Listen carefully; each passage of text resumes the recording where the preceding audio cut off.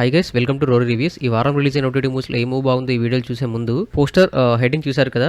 Yes అండి, పుష్ప అనే ఒక బీజం ఉంది కదా, ఆ బీజంని దేవిశ్రీ ప్రసాద్ గారు కాపీ కొట్టారు. అది కూడా ప్రభాస్ సినిమాలో నుంచి. అది ఏంటి అనేది ఈ వీడియో మధ్యలో చెప్తాను. బట్ మూవీస్ ఈ వారంలో ఏవి బాగున్నాయో ఫస్ట్ చూద్దాం. ఫస్ట్ వచ్చేసి కరా. ఇది వచ్చేసి అందరికీ నచ్చకపోవచ్చండి, బట్ కాకపోతే పర్సనల్గా నాకైతే నచ్చింది ఈ సినిమా. ఎందుకంటే గుడ్ ఫిలిం అండి. డబ్బు చుట్టూ తిరిగే ఒక కథ, డబ్బును హ్యాండిల్ చేసే వాళ్ళకి తెలుస్తుంది ఆ పెయిన్ అనేది. సో అతని అమాయకత్వం కానీ, వాళ్ళు చేసే పనులు కానీ, వాళ్ళు డబ్బుకి ఎంత కావాలో అంతవరకే తీసుకోవడానికి చూపించే నిజాయితీ కానీ, ఆ స్క్రీన్ ప్లే కానీ, సస్పెన్స్ని సస్టైన్ చేసే సీన్స్ కానీ, అవన్నీ కూడా మనకి బాగుంటాయి అన్నమాట, బాగా అనిపిస్తుంటాయి.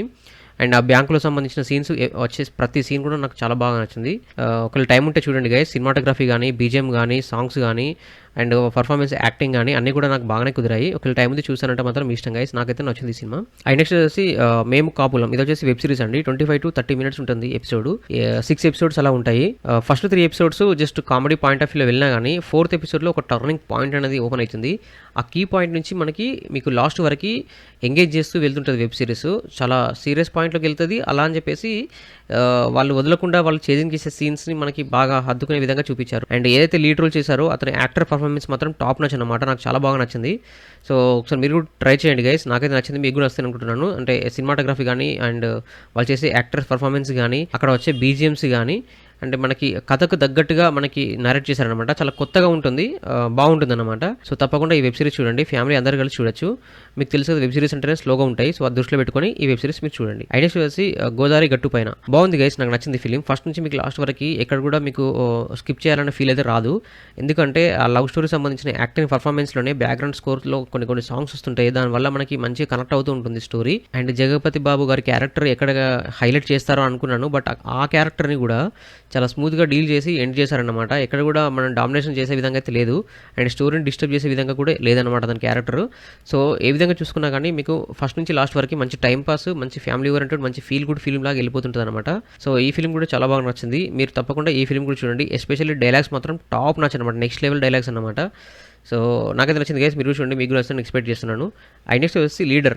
ఈ ఫిలిం వచ్చేసి కూడా బాగుంది గైస్. అంటే వన్ టైం హ్యాపీగా చూడొచ్చు.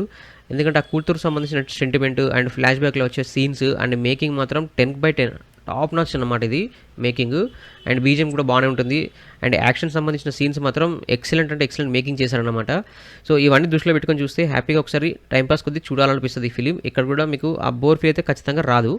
సో ఈ ఫిలిం కూడా మీరు కవర్ చేయండి గైస్.